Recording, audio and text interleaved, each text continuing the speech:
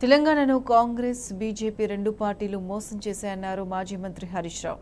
ఒకప్పుడు పాలమూరు రంగారెడ్డి ప్రాజెక్టుకు జాతీయ హోదా కల్పిస్తామన్న మోదీ 10 ఏళ్లు అధికారంలో ఉన్నా ఎందుకు జాతీయ హోదా కల్పించలేదని ప్రశ్నించారు. ఢిల్లీలో తెలంగాణ సమస్యలు పరిష్కారం కావాలంటే పార్లమెంట్ ఎన్నికల్లో బీఆర్ఎస్కే ఓటు వేయాలని విజ్ఞప్తి చేశారు.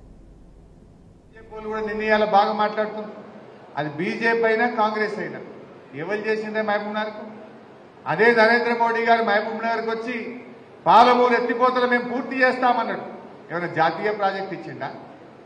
కాంగ్రెస్ వాళ్ళు మన ఢిల్లీకి పోయి జాతీయ ప్రాజెక్టు తెస్తామన్నారు, లేదనగానే చేతులు ముడుచుకొని మళ్ళీ వాపసు వచ్చారు.